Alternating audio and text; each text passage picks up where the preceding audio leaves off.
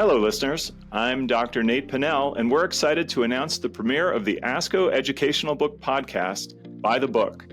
Be on the lookout for our first episode on Monday, April 14th, and come back every month for more episodes from ASCO Education by the Book, where we'll cover education sessions at ASCO meetings and approaches shaping modern oncology.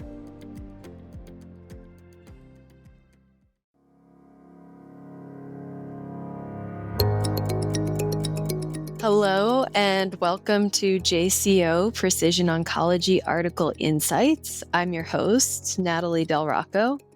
Today we'll be discussing the article Digital Pathology-Based Multimodal Artificial Intelligence Scores and Outcomes in a Randomized Phase 3 Trial in Men with Non-Metastatic Castration-Resistant Prostate Cancer. We will also be discussing the accompanying editorial, Leveraging Artificial Intelligence to Improve Risk Stratification in Non-Metastatic Castration-Resistant Prostate Cancer. So we're going to start by summarizing the original report, and then we'll jump into a few of the high-level interpretations that were supplied by the editorial. The original report by Feng et al.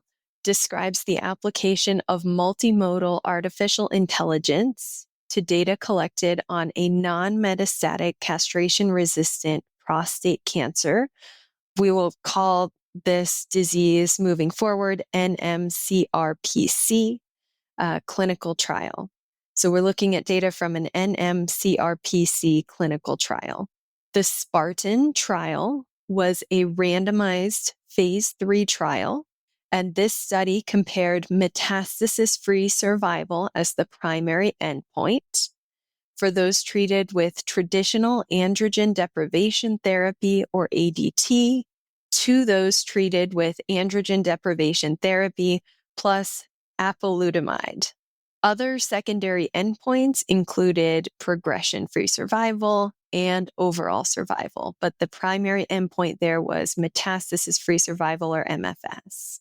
This study found that the addition of apalutamide resulted in a significantly longer median metastasis-free survival compared to androgen deprivation therapy alone. And we should note that this is a double-blind, placebo-controlled trial. In the overall study, 1,207 patients participated. And over the course of this study, histopathology slides were collected and they were digitized for future use. And that future use is what we are going to be discussing today. The authors do note that there are currently no good biomarkers for use in NMCRPC. The authors seem to be inspired by the Artera AI prostate test, which was a recent application of multimodal artificial intelligence models, but in localized prostate cancer, as opposed to NMCRPC.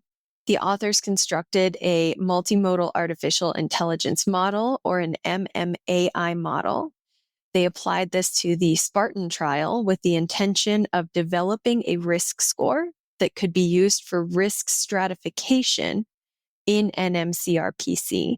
And we should note here that multimodal artificial intelligence, or MMAI, is a broad class of models, artificial intelligence models, and they can analyze different types of data at one time, hence the term multimodal.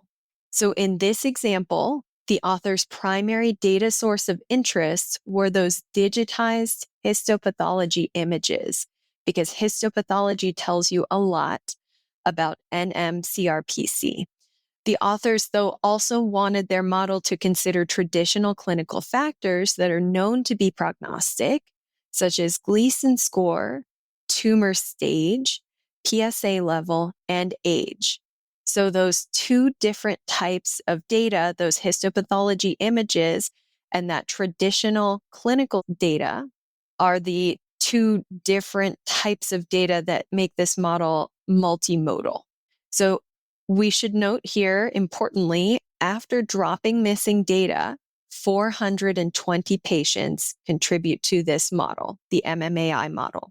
The authors generate a risk score from this MMAI model, and they categorize that risk score into low, intermediate, and high-risk groups using clinical knowledge.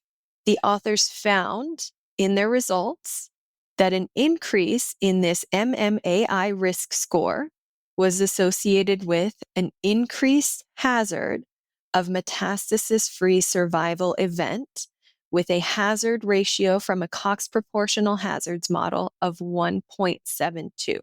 To summarize how the authors arrived here, they derived a risk score from this MMAI model, which incorporates both imaging and regular data. They plugged this risk score into a Cox proportional hazards model, modeling metastasis-free survival, and they found that an increase in that MMAI-based risk score is associated with increased hazard of metastasis-free event with a hazard ratio of 1.72, which is quite large. Additionally, the risk score seemed to be associated with PFS2 and OS, which were two of the secondary endpoints from the SPARTAN clinical trial, though the effect sizes were more modest. Those are the highlights from the original report, the methods and the results. The accompanying editorial notes that both histopathology and Gleason score specifically are very critical to understanding prostate cancer, and Gleason score alone is not sufficient to summarize the complexity of the disease, although it is a well-validated prognostic factor for prostate cancer. So this makes MMAI an excellent tool in the setting described by the authors. We have an existing prognostic factor that doesn't describe the entire picture of the disease by itself.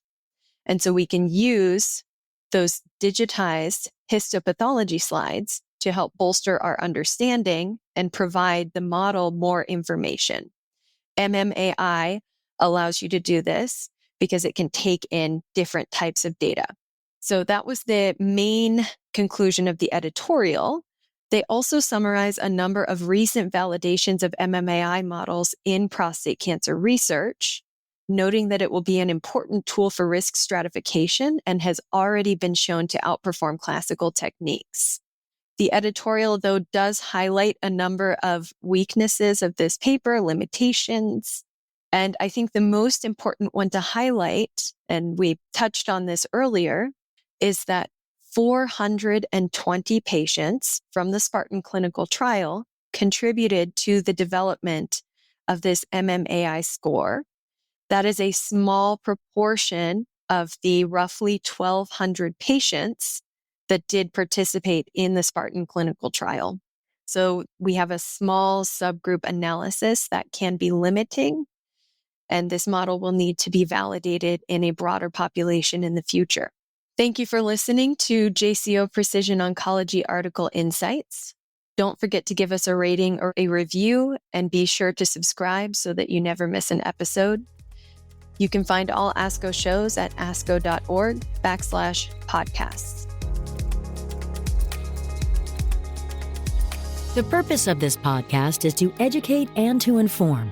This is not a substitute for professional medical care and is not intended for use in the diagnosis or treatment of individual conditions. Guests on this podcast express their own opinions, experience, and conclusions. Guest statements on the podcast do not express the opinions of ASCO. The mention of any product, service, organization, activity, or therapy should not be construed as an ASCO endorsement.